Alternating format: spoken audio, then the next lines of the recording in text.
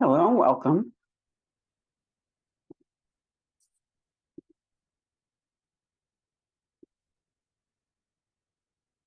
to our Grief 101 seminar. My name is Tracey Chester. I'm the founder and clinical director of the Pain Trauma Institute, where we specialize in chronic illness and pain, and we view from a grief perspective. We're also grief counselors. I co-created the Waves of Grief curriculum for Groundswell, and so we are putting these recordings, making them available to get CEUs so that when you work in a Waves of Grief or you do your own grief circle, you have the language to even understand. Before we do that, I want you to bring in an intentional grief that you are experiencing or have experienced. Perhaps it's the loss of a friend, a loss of a pet, a loss of a parent, a loss of a child, or a loss of a sibling, a loss of a parent at a young age, and perhaps the loss of feeling safe in our world right now. So I want us to pause here for 3 mindful breaths that are coming from the Groundswell curriculum and their embodiments. So you don't just say it, you mimic it, because the body is here with us, even as we pull up the grief that we have been maybe ignoring because it hasn't been daily. What about maybe you had a grandfather, grandmother you really loved, died when you were young? Maybe think about them. Maybe think, wow, I didn't really ever get to ask them those questions. So we're going to inhale, I choose. I choose. And then we're going to exhale to be present. So do it with me. I choose to be present. I choose to be present.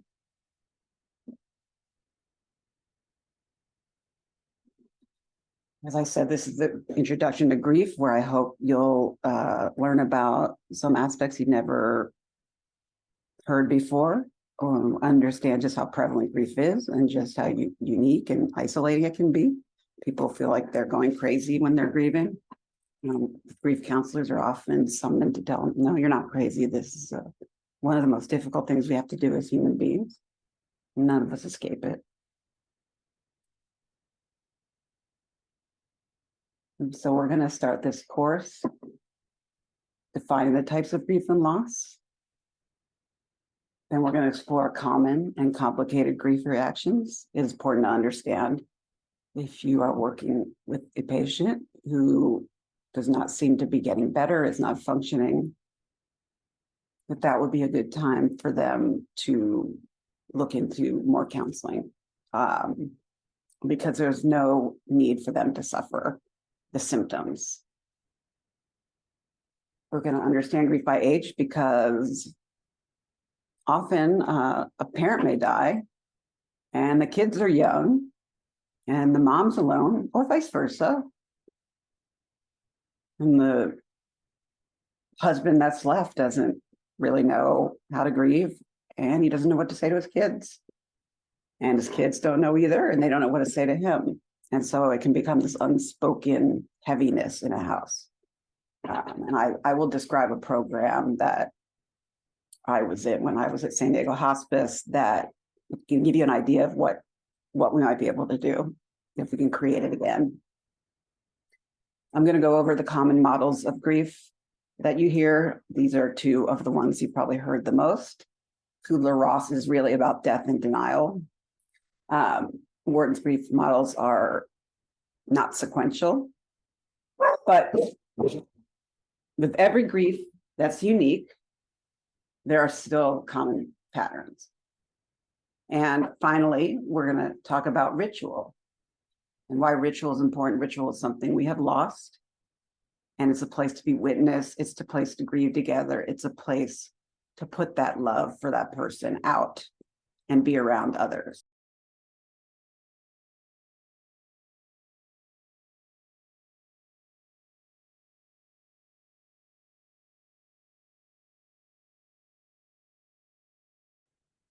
Okay, so we're going to go over the definition of grief, and you're going to see throughout this training that there really isn't just one definition because of the many different types of grief. But in general, the overall definition is grief is the anguish experienced after significant loss, usually the death of a beloved.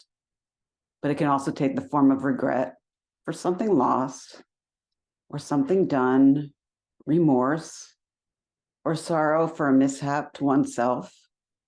You can grieve anything.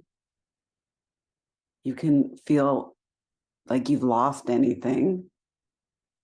I think most of our lives, we tend to focus on things we've lost when really we should be focusing on what we have. But there are times, and like this time and other times, that we do need to think about death and grieving and go through this very human emotion.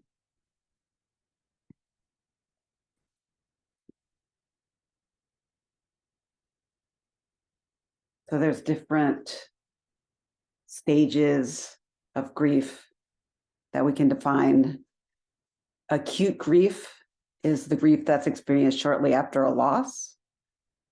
Often this will be at first numbness, dissociation, shock. Usually most deaths are experienced as shock, even if you're anticipating them. It can be intense and all-encompassing. Again, it may be shock, it may be immediate anger, upsetness, whatever it is, it'll be intense. There's a certain normal period of grief and mourning that's defined in several grief manuals. And in general, if after 6 months or so, the symptoms of grief, the ones that are including difficulty sleeping, difficulty eating, those are still very severe at 6 months, is when we want to take a look at some more counseling and see maybe if there may be some medication needed to get up to the point of actually being able to move through the mourning. Other times it may not be needed, but one of the biggest precursors that you should look for is feelings of guilt, worthlessness, hopelessness. If those are still going on 6 months or later, we need to take more of an intense counseling stance. Mourning is the outward expression of grief. I'm sure we're all familiar with that. The ladies in Italy that wear black the rest of their lives, other religious customs, the Shiva as Jewish people do it. Every country in the world has death in the house. They have the body being shown. They have people gathering. They have wakes. There's all kinds of different customs. We can't possibly go through all of them. And then mourning is the process of adapting to your life after this significant loss.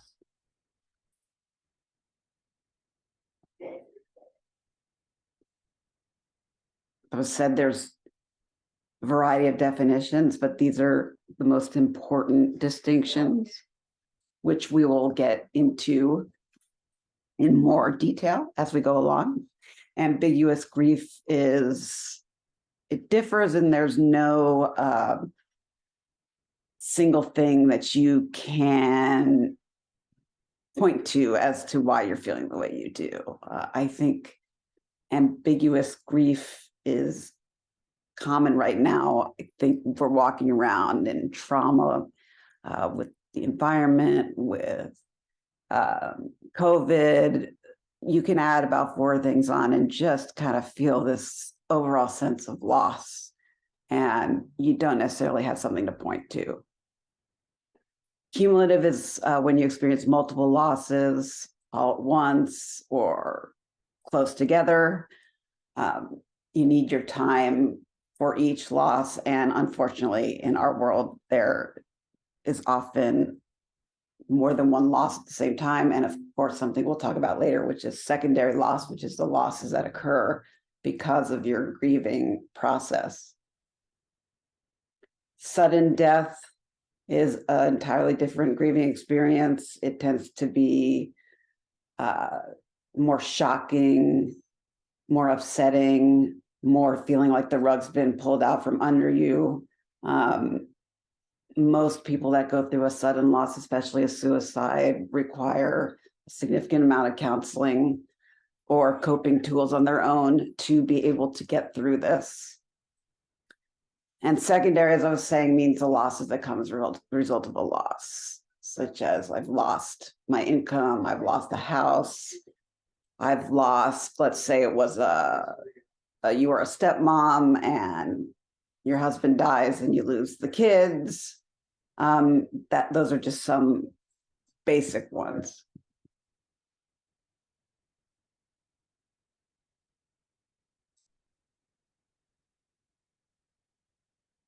So we were talking about ambiguous loss.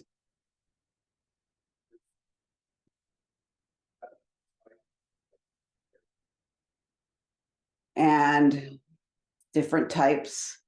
I like the way it's been organized here by Shane. Thank you, Shane. Type 1 is the physical absence and the psychological presence. So something has happened physically outside of the individual experience. So divorce, adoption, immigration, kidnapping, incarceration, deployment. These are things that happen and don't have a specific, right, this is the day it happened and I'm grieving now. Perhaps kidnapping or incarceration, you definitely have a date, but again, it's an ambiguous, everything's kind of coming together at once. And then type 2 is the psychological absence plus the physical presence. So that would be Alzheimer's, dementia, TBI, addiction, depression, chronic mental, physical illnesses. All of these cause grief. If you have a parent, grandparent experiencing Alzheimer's, you know all too well what it's like to lose your family or friend before their time on earth is ending. And it's really hard to watch them lose their dignity and see all of the pain that they are going through and the confusion. And when we experience depression, chronic mental, physical illnesses, there's so many losses that go with that. And I think one of the things that comes up most is that people will say it's not that that my reaction was bad, it's that I'm having a reaction at all. I think I should by now be able to, hear the word Mary and not go into some kind of trauma reaction. Well, sometimes you're going to. You just can't always be denying all of that.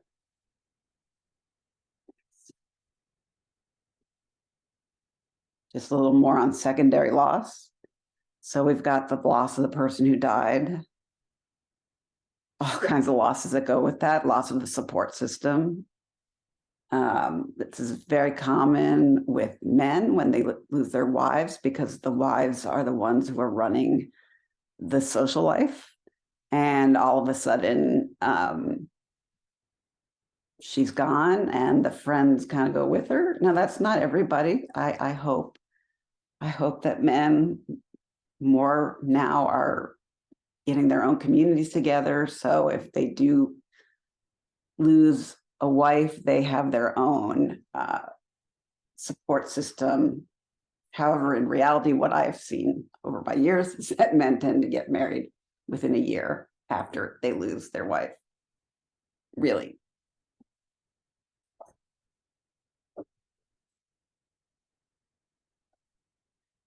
And so will have a loss of financial security, loss of income, loss of identity. I was the wife, I was the son, I was the owner of a dog. Now I don't have a dog and I can't go to the dog park anymore, so I'm losing that social life. I've had a miscarriage.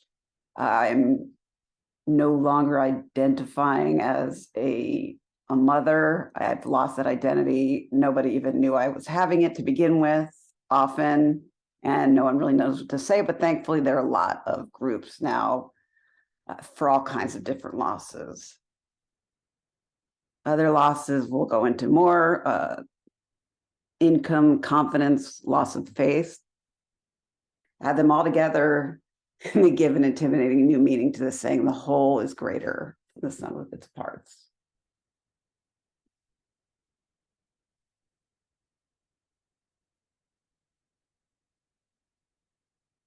There's some other terms, again, we'll get into more specifically later. Every grieving person and situation is unique. However, there are also patterns that are distinctive and predictable. One of the things I find very important to educate people is instrumental versus intuitive. This happens a lot, that two people who are experiencing the same loss are grieving it differently.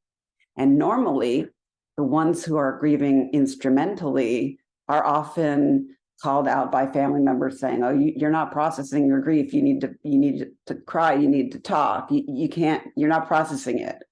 But they are. They're processing it differently. They're experiencing it, but they're tending towards more behaviors and actions and distractions. And that's all okay if that's what they need to do. But we always have this, the intuitive one who's very emotional and copes inwardly, maybe not able to function. So they look at, someone who's instrumental and is out playing golf all day and think, oh, he's not really grieving, but he's grieving by playing golf. It's not the same, and no judgment either way. And unfortunately, this happens with parents when they lose a child. Both don't really know what to do, and both will have their own unique style. And to be able to support each other, it's difficult. Any couple who loses a child, I'm sure, is in grief therapy. That's the worst of the worst that we experience. Anticipatory is when we are watching somebody dying actively from a disease, and it can be years of cancer, treatment, scare, finally, okay, think it's time to stop treatment. Let's go into hospice. Everybody's getting ready. Even here, you're going to have some problems of the pattern I always see of, in the family, the person dying and the people around the person dying each have their own wants, or what they want the experience to be. And often what happens is the person dying can be in denial. And that's okay. Denial exists for a reason. I like to say it's not just a river in Egypt. Denial is a powerful emotion to help us not feel like we're drowning every day. And on the other hand, the loved ones are saying, I want to say goodbye. I want you to accept that you're dying. You're not talking about it. And at hospice, I could help out because I could talk with the relatives and say, this is, how your mother wants to do it this way, and it's okay. You will have to experience your closure, not through her saying anything, but know that she is dying the way she wants to die, even if she doesn't know she's dying the way she wants to die. And then we have disenfranchised grief, which is a huge thing if you think about homosexual marriages, trans, all not being accepted by mainstream. I had a person I met at a retreat who broke up with her wife, and 8 months later, her wife died. So she's grieving heavily, but to everyone else, well, you were already divorced, so why are you grieving so heavily? And it's not easy for them to get the support they need.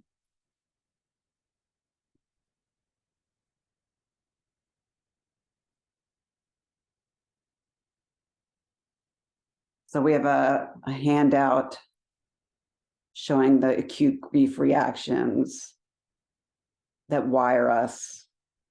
There are so many reactions that it's impossible to put on a slideshow, obviously.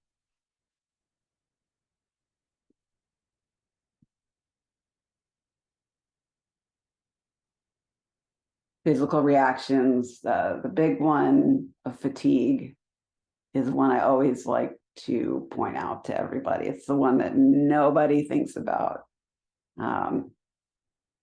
It is fatiguing to lose somebody, something, anything. It takes your energy, your adrenals are all pumping or not pumping, and fatigue can cause a feeling of depression because there's a lack of motivation. And it can not, we need to take care of ourselves. We need to say, oh, I'm tired, and not be upset that we're tired. We're tired because we're doing a lot of work grieving. And unfortunately, we're doing that work for a long time. Changes in sleep and appetite, heaviness in chest, Takotsubo cardiomyopathy. Wow, she found the name for that. This is called broken heart syndrome. I'm sure you've heard of this, where maybe a husband dies and the wife dies 6 months later. It's all very romantic, but it's a very real physiological thing. And it can be anything from a flutter to a full cardiac arrest. And nobody really quite understands it, but I have seen it over and over. So you definitely need to take care of yourself if you're grieving. The broken heart, I just picture it like this person that you've lost, this pet, this baby, this whatever. It had resonance in your heart in the same way it does in your mirror neurons. And so there is a little part of your heart that breaks permanently. But as time goes on, we scar over it. We don't feel it so intensely. We have to take care of ourselves because our health is at its lowest after experiencing an acute loss. Hollow feeling stomach, sensitivity to light, GI issues, dry mouth, feeling empty or numb. Again, I'm sure you're familiar with many of these reactions.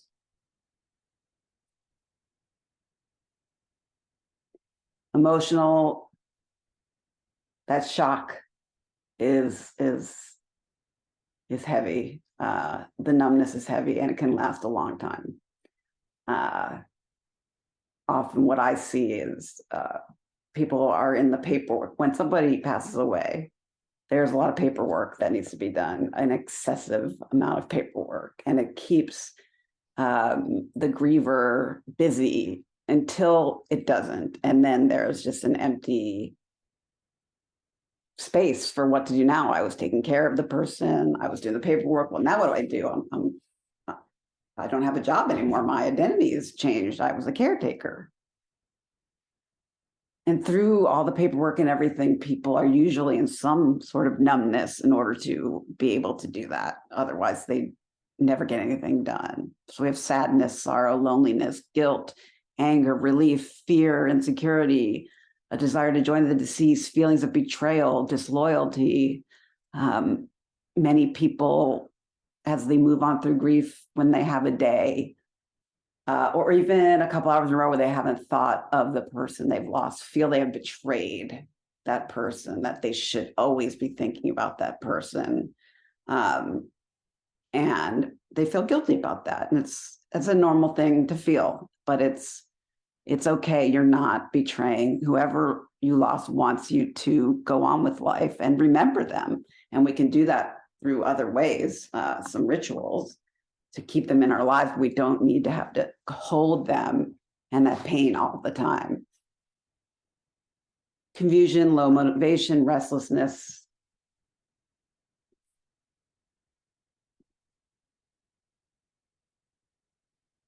Common social reactions. Isolation is a big one. Isolation, unfortunately, right now in our society, we are already isolated.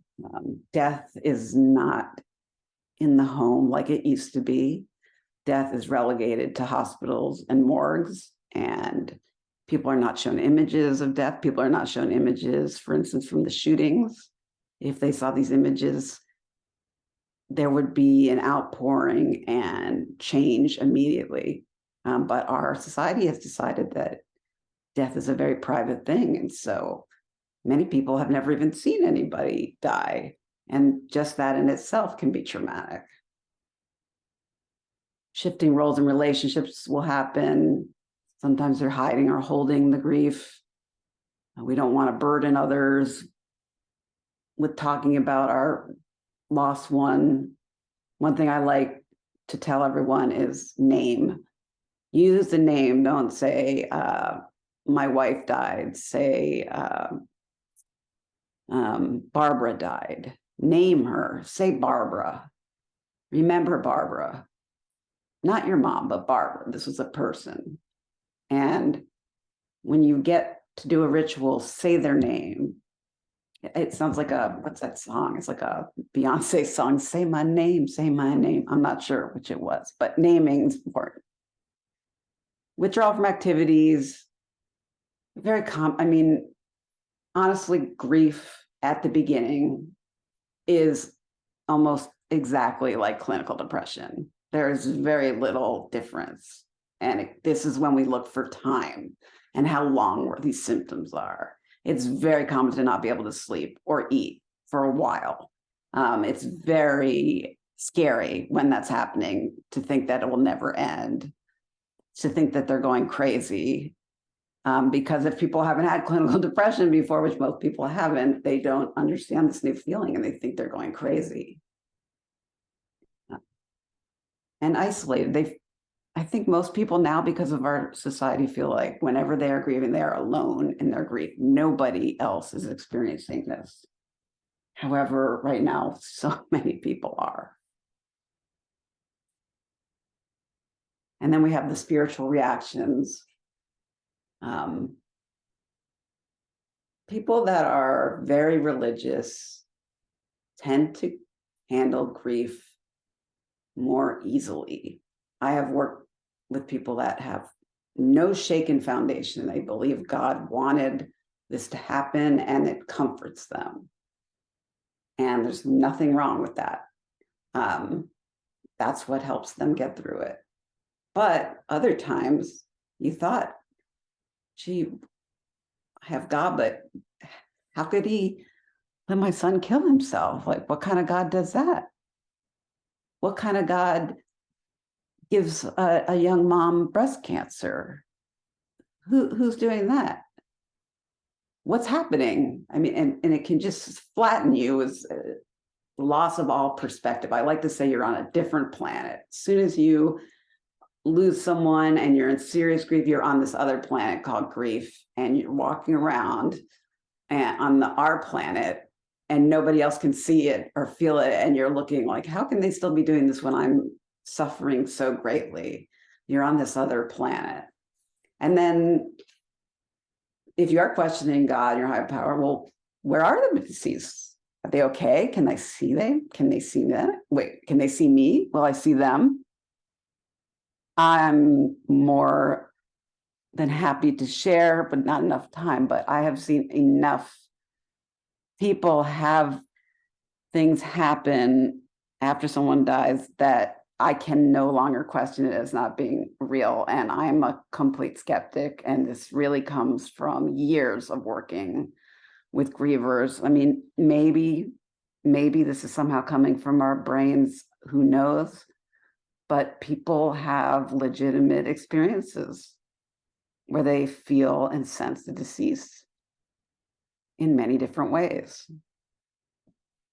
And we go into our existential questions whenever we think about death, which we try not to on a daily basis. There's actually something called terror management theory, which is our ability as humans to know that we are going to die one day, yet function on a day-to-day basis on other things without thinking about that. At least most of us. Some of us think about it all the time. And this is actually something that came about 70,000 years ago. This is what separates humans from animals, is this imagination and knowledge that one will die at some point. And how do we manage it? We manage it in many different ways, through religion, through achievement and trying to get immortal. We try to manage it by, sometimes I think the way that I manage it is by working with dying people. Like, I had to get up real close here and see. I want to see it happen. I want to see what you're thinking. Are you afraid? What's going on? And it's been comforting for me, because I do ask everyone, are they scared? Are you scared? I ask. And most of the time they're not. And that gives me a little comfort that I won't be scared. Because I think we're all scared of dying in some way or another.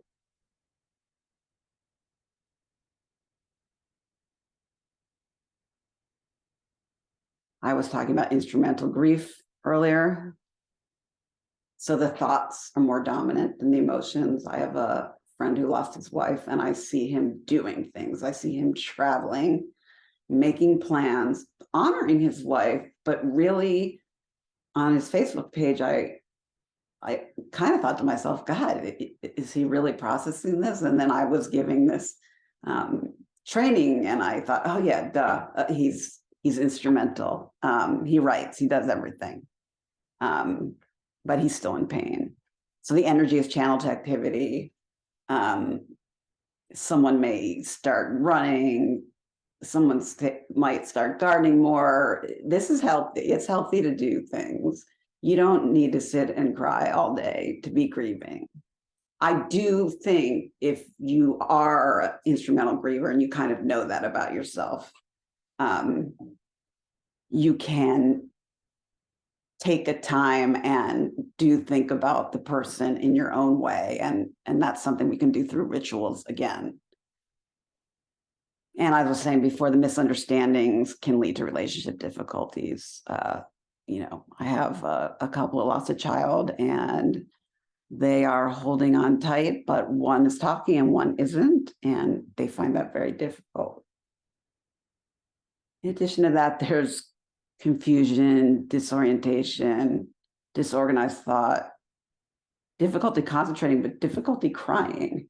And that's the one that the intuitive grievers will focus in on, why you haven't cried yet. We're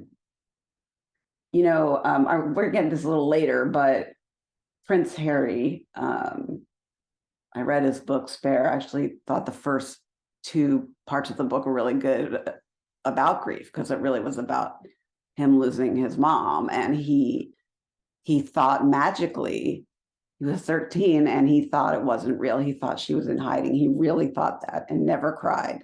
And that was part of his developmental age and a grieving style. And can we say, oh, now he's processed it finally?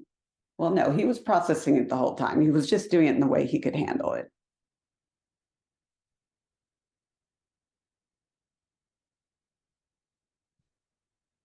Intuitive grief, I think, if you think about depression, emotions, this is the one that makes sense to us. I think when we're watching a movie, when we're thinking about death, is we're thinking, we're in pain, we're crying, we're weeping, we're sobbing.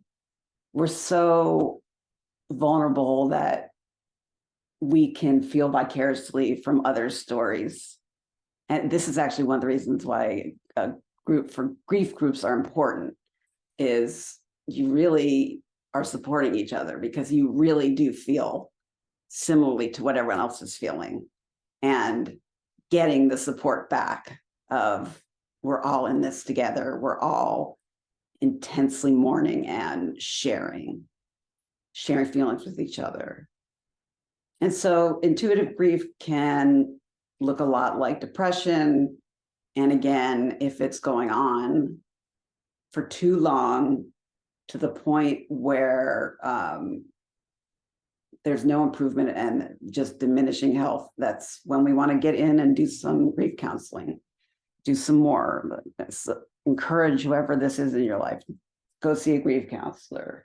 There are plenty of us, and most of us that do it, we do it because we love to walk beside you through this difficult time, as we would hope someone may walk with us.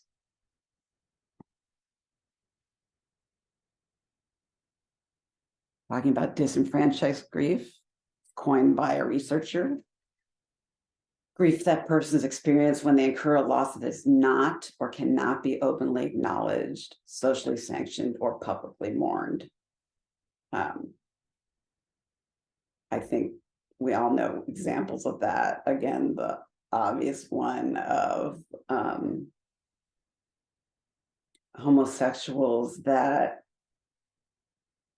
are not accepted by their parents, who then die, and not accepted by most people. If, oh, you weren't married, I was your boyfriend, oh, whatever, like, you'll be fine. That's not, it's not the person's feeling it. It's making it even worse that nobody can express any sympathy towards you. And it can isolate you from others and impede recovery. You need to be acknowledged. You know, I'm still mourning my dog. Sorry, I didn't take just 2 weeks off and mourn the dog. Okay, maybe I'm a crazy dog person. I don't know, but this is what I'm experiencing. And what we do is we find other people who are similar.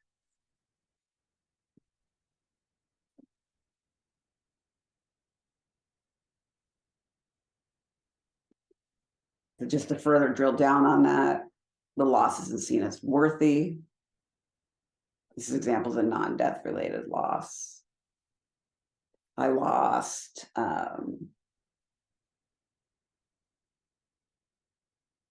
my house. I lost my friend. I lost my child, not by death, but by them marrying somebody and leaving our lives. There's a saying that a daughter's your daughter for life, your son till he takes a wife. I've seen it's actually a little bit true, and we hope to God when we have kids that we like the spouses and the spouses do not interfere, but they do often, sometimes isolate. Personally, my brother has been isolated by his wife from his whole family, so I know this one all too well. Stigmatized, again, a partner in extramarital affair is grieving for that person as well, but they show up at the funeral in the red dress. The mechanism is stigmatized, suicide or overdose. I also think like lung cancer is like this. Every time somebody dies from lung cancer, somebody said, well, did they smoke? And if they didn't smoke, they get all this sympathy. And if they did smoke, I think people are like, well, you did smoke. So still, come on. It's frightening. It's horrible. You lose somebody. So what if they smoked? They were doing the best they can. You have to remember that about life. Everyone's doing the best they can, no matter what it is they're doing. And then the person grieving is not recognized. There was a man who, it's like 10, 12 years ago, was riding his bike up. We have a Highway 56, and we have a bike path that goes up. And he's in the bike path, and some car just went off the freeway and hit him.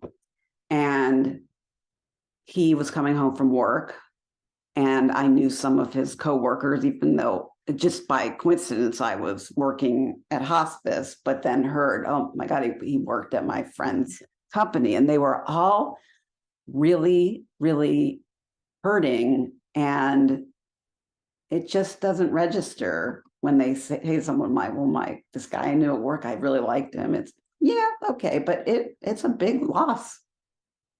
Work is sometimes our family. And the way you're grieving stigmatized, again, she's not processing, he's not processing, she's crying too much, she's talking too much. You name it, someone will think it. I'm gonna pause here and come back.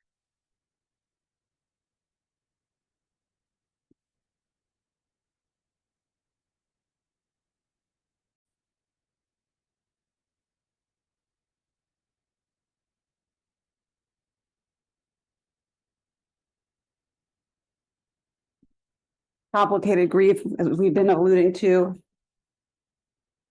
is a response to death or another significant loss or trauma that deviates from our expected pattern. And again, that pattern is distinctive stages that are not necessarily in order, but mostly we're looking at the severity of the symptoms. As I've said before, the feelings of guilt, hopelessness, inability to sleep, inability to eat. If this keeps going on and on, we will need to step in and moderate those symptoms. There are 3 types of complicated grief posited. One is chronic grief, which is intense or prolonged or both. COVID has actually made chronic grief more prevalent as we were separated from how we used to be able to say goodbye to a person. And even then we were hidden in the hospital. Now we were losing people and they were dying alone. It's very scary to die alone. It's very horrible to imagine your loved one dying alone. And there were millions of people that died. And for each one of those people, there were grievers. Delayed grief. I don't really know about this one per se, except perhaps someone has defined that as something in the case of having cried yet. Absent grief is when someone shows no signs of grief. And I think that this is a difficult thing to label because, again, from a trauma perspective, you're grieving whether you want to or not. Your trauma response is setting the tone for how you are reacting to grief, and we all react differently. And I don't think there's such a thing as absent grief. I mean, I think people can hide it, but they are still feeling it. Risk factors are the more severe of your losses: loss of a child or a life partner, sudden death or by violent means, discovering the body. I had a patient at 5 years old, found his mother. He turned into an endorphin-seeking, high-rolling guy. Never really recovered from that. High levels of insecure attachment or dependencies before the loss. If we're not fully ourselves within our own eyes and only seen by the person who we've lost, we have lost that sense. It is not normal to only love yourself. We do need people to love us, but we need to have that sense of self. And if we've been insecurely attached and lost that person, it makes it harder to bounce back at some point. Low levels of social support, which unfortunately are all too common now. Hence, grief groups aren't enough of them, but we are trying to make more and more so people can tune into this, because I think a lot of people walking around today don't realize that they're grieving necessarily. They're in this ambiguous state. And any pre-existing dispositions to stress, depression, anxiety, this is a risk. This is a trigger. And the symptoms that I've alluded to specifically are the feelings of guilt, hopelessness, suicidal thoughts, persistent complaints of physical problems that are impairing them, excessive hostility, increased or new alcohol or drug use. I think everybody, tends to drink a glass of wine the first few months. I don't like to make people feel guilty or anything. Whatever you need to do, so long as we are safe about it. And this is a hard time, and a bit of a medicinal supplement is okay. I won't worry about it until you're still doing it. You're still doing it 10 months later, still doing it more, not doing other things. That's when we're worried. Prolonged grief. Again, these definitions are as I'm looking around the literature, there's so many definitions, and really they all kind of run over each other and mix in. For this, it's prolonged grief is considered prolonged if it was more than a year ago, more than 6 months ago for children and adolescents, and 3 or more of the symptoms every day. Identity disruption, feeling as though part of you has died, sense of disbelief about the death, avoidance of reminders, intense emotional pain, difficulty with reintegration, emotional numbness, feeling that life is meaningless, intense loneliness. These are pretty severe symptoms to be walking around with. I think we can't really say 1 year. That 1 year is a number people think of, and in most cases that I've seen, the second year, third year actually more difficult for people because other people have moved on and are not intensely worrying about you because they can't take on your grief every day for how many years you feel it.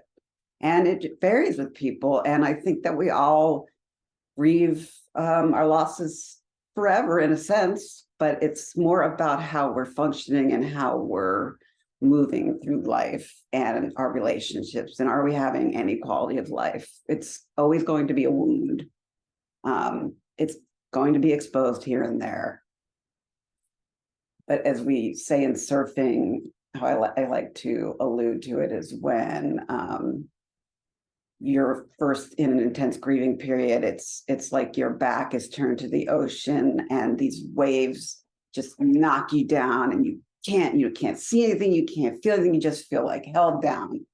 And that's like an intense wave of grief. And then as time goes forward, you turn around and you watch the waves. That doesn't mean they're not going to come knock you over. They will, but you kind of know they're going to come. Oh, maybe a holiday or a birthday. I see that wave coming. There still may be a wave out of nowhere. We don't know why. We hear a song, we smell something.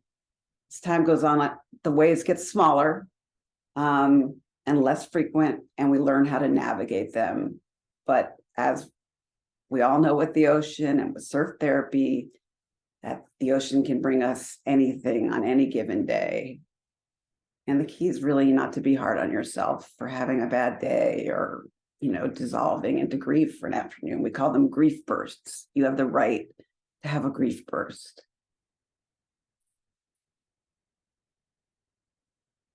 Wanted to just kind of quickly touch on these. Don't really want to spend too much time on it. I think this would be its own course in itself.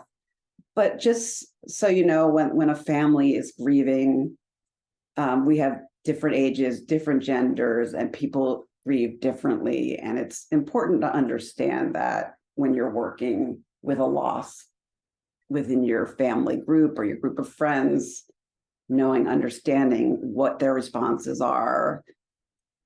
In the adult case, intuitive versus instrumental, and looking into children. What do we do? What if I were to lose my husband and my kids were young? What do I do? What do I say to my kids? How do I grieve? It's overwhelming. Basically, what you'll see in 2 to 4-year-olds is that they don't understand that death is permanent. They don't understand that it's universal. They express themselves through their behavior and play. 5 to 8 years old are very concrete thinkers. And they tend towards magical and fantasy thoughts. This is a little younger than Prince Harry, who was 13. What I was saying, they're unable to sort of fathom what death is, which is hard to do if you're a very concrete thinker. It had a magical life for his mom, that she was still living and she had finally gotten away from the paparazzi. And he was going to see her someday. And, that carried with him until he got married himself. 8 to 12 are still going to be concrete thinkers, starting to understand abstract ideas like death and grief. And 13 to 18-year-olds, they are able to understand this. In fact, this is an interesting developmental cycle for everybody, is that horror movies and movies about people dying, I don't know, there seems to be every age group has a favorite movie where they show a teenager dying, and it's kind of romanticized, and a lot of the kids go see him. I went to see him, and it's a time that we're actually first learning about death. And this is when like the horror movie comes in, and some people don't do it anymore. They grow away from it. They're too scared, but it's usually a teenage thing to want to go get frightened. And it's all about processing this darker world. At 2 to 4 years old, they see death as reversible. They don't really understand death. They may start to wonder if it happens to everyone, this death thing that they've never quite heard of. I know as a small child around this age, my parents were taking me to Betsy Ross's house. Betsy Ross was a famous woman from the Revolutionary War who created the American flag, and she had a house in Philadelphia. We lived near Philadelphia. We were driving to go see the house, and I thought that my mom was going to be meeting with her while I would be playing with the kids. And I can remember my parents trying to explain to me that she was dead and that her kids were dead, and just not understanding it, but being so curious. 5 to 8 see it as reversible. Again, this magical thinking can come in there, or they can feel responsible. When you're a child, in our narcissistic way, we believe our parents know everything, that anything that is possibly wrong is our fault. So somehow this must be our fault that this person is dead. 8 to 12 can begin to understand it's permanent and start to think about how the loss will affect them. 13 to 18, they're delving, they're wearing black, they're going into groups, sometimes drug use, alcohol use. I think the most important intervention that we can do is to have counselors in schools for kids that are grieving. We do have those programs. San Diego Hospice, Elizabeth Hospice runs those programs. It's very important because when you're a young kid and you're the only kid at school, who's lost anybody, you feel pretty isolated. No one understands you. You can't relate. And to have a once to 2 week group with a group of kids from the whole school that you can talk to, that at least you can see them in the hall and kind of know, yeah, we're both going through this. I hear you. I'm not alone. This is something that will bond them together. Unfortunately, it's part of their story. I tell people when they're grieving that this is part of your story. Your story isn't over, but this is a big loss within your story, and to hold on because your story will continue.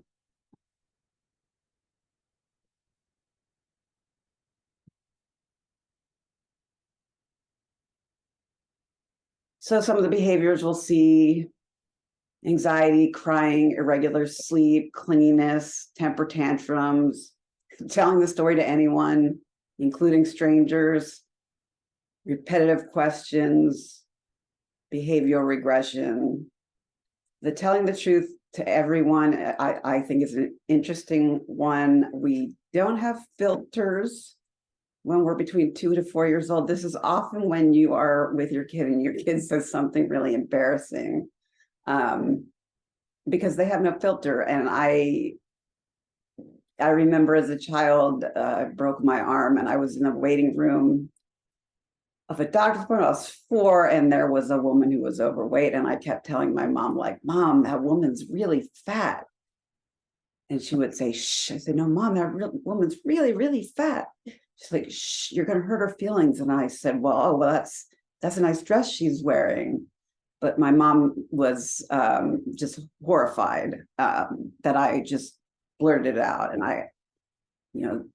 you'll be walking with your kid, you might see a disabled person, your child will say, what is going on with that person? And everyone gets all, oh, I don't say anything, but it's perfectly natural to ask these questions. And the people that are disabled, people that are feeling the way they are, they're not offended that a 2 to 4 year old is saying something. That's just natural curiosity.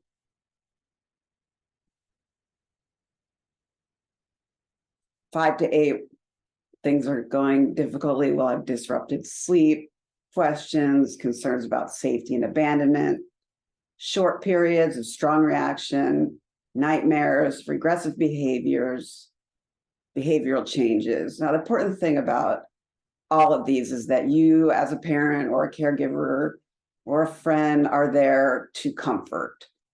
We can't stop these reactions. That's not our goal, is to stop bad reactions, because that is what grief is. Our goal is to mitigate and help comfort.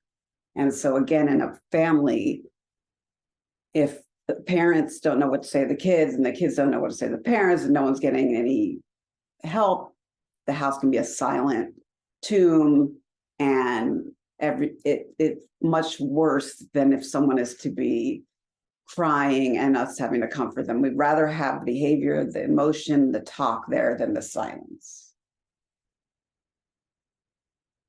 8 to 12 years, we're going to continue with these behaviors, anxiety, hypervigilance, headaches, all these things are common and normal, just to keep up and monitor this child and see how they're doing relative to others their age. They're going to be having a more difficult time, but again, if we're in tune with them, we can help them cope. We are wired as humans to be able to cope with grief. We have been since the beginning. Teenagers, this is where it can get pretty dicey. Withdrawal, risk-taking behaviors, which are also kind of this age groups. This is when people want to experiment with drugs and alcohol. Easily set apart, even without a death. People go through the I'm wearing black period, or it could be they're uncomfortable discussing it, or they're overly worried. There's so many different reactions. We can't really pinpoint one or the other. So again, it's just knowing this child of yours or your patient and, asking questions, seeing underlying thoughts. Perhaps there's a fear under there. We have to dig. Alcohol, drugs are a huge risk for people with grief. And again, by having them be with others like them, we can reduce the risk of going through such coping mechanisms that are not healthy. We have a book pointing you to here, How Children Grieve and How Parents and Others Can Support Them.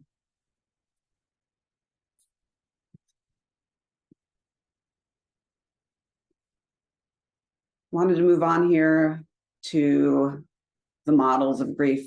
Said every grief is unique, every single one, but we do have expected patterns and recognizable patterns. Sometimes they're sequential, sometimes they're not. The two most common are the Elizabeth Kubler-Ross model on death and dying, and Worden's grief counseling and grief therapy tasks of mourning. They're very similar to each other. The Kubler-Ross grief cycle is initially about death and dying, not about grief. And in the death and dying model, she starts with denial, which then proceeds to anger, bargaining, depression, and then acceptance. This is a pattern that is experienced, but I can tell you many people who are dying will stay right here in denial all the way to the end as a coping mechanism, and they're not consciously doing it. And this is one of the biggest struggles I see when I'm working with a family and a patient is dying, and they just can't accept it. And they may be having all these other thoughts and they're coming out. For the most part, you go into anger. Why did I get this? Why am I dying? This can't be. Bargaining. Please, I'll do anything. I'll walk across the country. I'll do anything to not die. I don't want to die. I'm not ready. To kind of this acceptance region here where the depression hits, helplessness, hostility, maybe we'll bounce back into denial. And then if we all want our, best death, if you can imagine one being, is that the person dying is accepting it, ready to move on, happy to move on, happy to say goodbye to you, comfort you, tell you to live your life. That does happen. And if you are experiencing a severe illness and you think you're going to end up sick, look into hospice sooner than later. Just because you're going to hospice doesn't mean you're going to die right away. But again, that is acceptance. Going into hospice is acceptance, which is the opposite of denial. Wordiness tasks and warnings are for after somebody dies. Task 1 is to accept the reality of it. This is not an easy task and takes a good amount of time. 10 years down the road, sometimes it's like, did that really happen? Processing the pain of grief, adjusting to a world without the deceased. Has the death affected everyday life? How has the death affected feelings about yourself and your abilities? How has the death affected your spiritual beliefs and views of the world? And to find an enduring connection with the deceased to move forward. So these are not sequential. We can very much be accepting the reality at the same time struggling with intense pain, and we have to adjust right away. We're already trying to adjust to this new world, but we're not far along. Sometimes it's hard to explain here, but I will have each task have a line like that, and I'll say, how far are you along task 1? How much have you accepted the reality that this loss has happened? Maybe I'm 80% past this task. I know it's real. I am almost 100% sure it's real by now. And the pain, the sadness, the anger, the crying, all of that, that's still very intense. I'm not through that at all. I'm maybe 30% into that. I'm adjusting this whole time. I'm adjusting to having to live in this world in the way I'm feeling. And I'm still not done processing the pain. And ideally, at the end, through ritual, we're able to find this new meaning in life. And this is the essential goal, is to incorporate this death and have it as a meaning in life. And that can look like, for instance, the Aubrey Ellis Foundation. Chelsea Ellis, a Groundswell surf sister, lost her twin sister to COVID. And through that ended up starting a grief support group up in the Bay Area, and now continues on that work. And that is how she has made meaning of her sister's death. That doesn't mean everybody has to do that, but most people find some sort of meaning. They'll maybe start a scholarship or take this experience as a wisdom to appreciate every day as it comes. Things like this.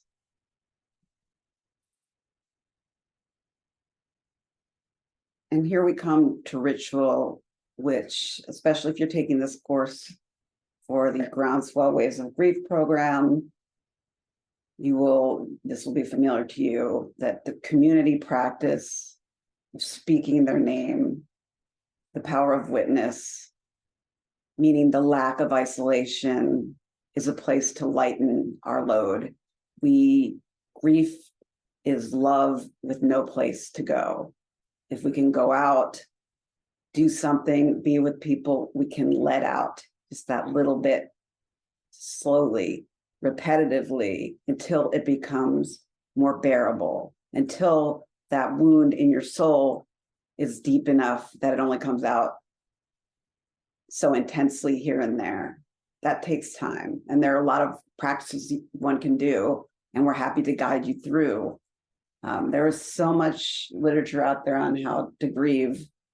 You'd think that we know how to do it, but again, modern society has made everything just a little less natural. And I want to just stop here for a minute.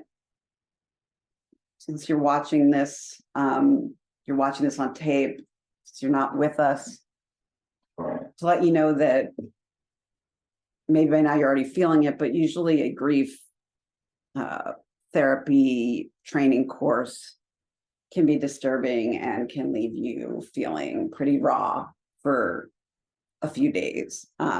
So please treat yourself kindly after you watch this. I know it will bring up a lot of pain. Hopefully it will bring up a lot of understanding towards those around you. But just know, if you notice fatigue, low mood, that's probably just the fact that you've brought deliberately up, as I asked you to think about death and dying. And I love this quote. And this is so representative of what happens, how we live our lives. We don't think about death, and then one day, boom, it comes into our backyard. One of the reasons that death of someone close is so profoundly shaking for us is that it holds up the mirror to us and says, you too. We read of death daily, sometimes skirt close to it in our own and loved ones' illnesses. But when it enters the portals of our own family and close friendships, it speaks in a different, more intimate language. The mysteries and quandaries of death ask their recurrent questions. Is there life beyond? Do we know one another in a personal way? Do we know ourselves? Or do we become part of some great cosmic energy? There are no sure answers to these questions. The best answer, as the best memorial to our loved one, is to live our lives fully, one day at a time. And so one meditation or daily meditation practice can be to say every day, I am a citizen of this day. Tomorrow will bring its own demands, its own gifts. But I am a citizen of this day. I am present on this day. And this is what I'm holding today. And like a wave ends and goes back out to sea. Your emotion, your waves of emotion, you will not be ever in the same. I think a lot of people, when you get very sad, you think it'll never end, but just know that every emotional wave ends and a new one will come. You will not feel the way you feel right this second for the rest of your life.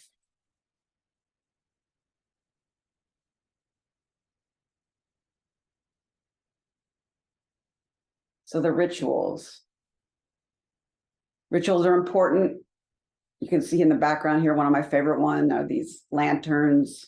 I guess we can't really do these in California too much, but I've done this exercise out in some of the kids' grief groups. Sometimes it'll be in a little balloon candle, and they let it up in the air, or they float these on a pool. And there are different types. Let's go look at them. So a commemoration ritual, this is a helpful thing to just have for yourself. It's your own practice. Maybe one day you don't think about your loved one or your loss and you feel guilty about it. Well, it's okay. Maybe make a ritual out of maybe lighting a candle, thinking of a loved one once a day, once a week. Or decide intentionally to watch some videos or go through some pictures, knowing that this may bring up your grief. You can time limit it so that it's not overwhelming you. You can honor them by traveling to the places they want to have gone or would have wanted to visit. It's very sad when you realize we were going to do this and now we can't do it together, and I don't know if I could ever do it. But at some point, that could be a really healthy way for you to cope. And visiting the burial site, some people do this. They leave flowers, they go and talk with their relatives.